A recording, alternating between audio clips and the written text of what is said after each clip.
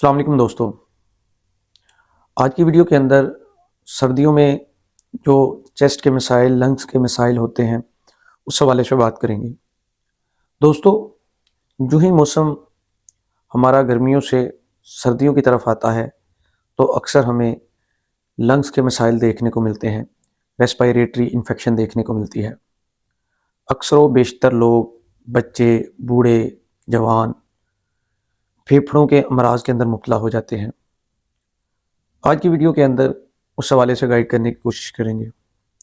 दोस्तों, हमारे फेफड़ों को कुदरती तौर पर वार्म एयर यानी कि गर्म हवा मुवाफ़िक रहती है, लेकिन जिन दिनों में टेम्परेचर बहुत कम हो, तो हमें टेम्परेचर कम होने की वजह से बाज़ दफ़ा सर्द खुश्क हवा या सर्द हवा हमारे फेफड़ों को लग जाती है और हमें सर्दियों में मुख्तलिफ़ फेफड़ों के अमराज देखने को मिलते हैं, जैसे कि नमूनिया। अगर नमूनिया की बात करें तो ये वायरस से, बैक्टीरिया से, दोनों से फैल जाता है या हो जाता है। इसी तरह अगर बात करें तो आरएसवी वायरस से डिजीज़ें फैलती हैं, जिसमें कॉमन फ्लू, स्नीजिंग और बाज़ दफ़ा जिन लोगों की इम्यूनिटी कम हो, उनमें अक्सर लोग, बच्चे और बूढ़े बुरी तरह मुतासर हो जाते हैं। इसी तरह COPD, chronic obstructive pulmonary disease, इसी तरह एस्थमा, कफ़, और कफ़ के अंदर कुछ लोगों को ड्राई कफ़ का सामना करना पड़ता है, कुछ लोगों को बलगम वाली खांसी का सामना करना पड़ता है। दोस्तों, ये मुख्तलिफ़ फेफड़ों के अमराज सर्द मौसम की वजह से होते हैं। अगर हम बात करें तो इसको हम कुदरती तौर पर कैसे ठीक कर सकते हैं या इन बीमारियों से कैसे बचा जा सकता है, तो उसमें सबसे पहले है अपनी क़ुव्वत मदाफ़त को बेहतर रखना। क़ुव्वत मदाफ़त हेल्दी डाइट से, एनिमल प्रोटीन लेने से बेहतर रहती है, जैसे कि गोश्त, अंडे, इसके अलावा सूप। इस तरह की चीज़ें इस्तेमाल करने से आपकी इम्यूनिटी बेहतर रहती है। उसके अलावा दोस्तों, ठंडी और खट्टी अशिया को तर्क कर देना चाहिए। इसके अलावा अपने जिस्म को ढांपा जाए, उसको कवर किया जाए।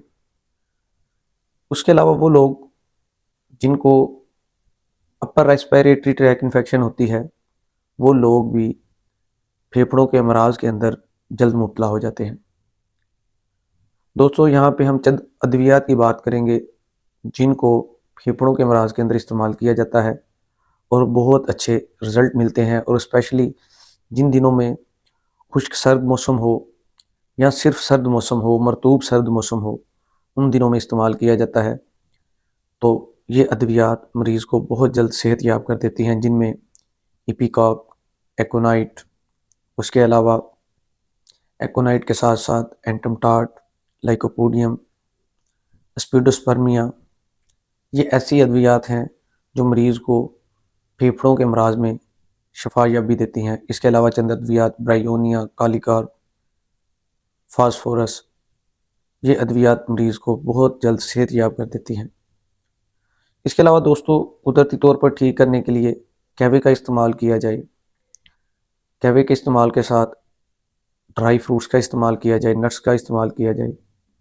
ये भी आपकी इम्यूनिटी को बहाल रखते हैं, आपके जिस्म को विटामिन्स मिलते हैं, जिससे आपकी इम्यूनिटी बेहतर रहती है और आप ये जो मुहलक अमराज, नमूनिया, उसके अलावा क्रॉनिक ऑब्स्ट्रक्टिव पल्मोनरी डिजीज़, इसके अलावा एस्थमा, इसके अलावा दीगर जो फेफड़ों के अमराज हैं, उससे अपने आप को महफूज कर लेते हैं। मैं उम्मीद करता हूँ आपको ये वीडियो पसंद आएगी। पसंद आई तो दोस्तों के साथ शेयर कीजिए। मज़ीद इस तरह की इन्फॉर्मेटिव वीडियोज़ देखने के लिए हमारे चैनल को सब्सक्राइब कीजिए। नेक्स्ट वीडियो के साथ दोबारा मुलाकात होगी। अल्लाह हाफ़िज़।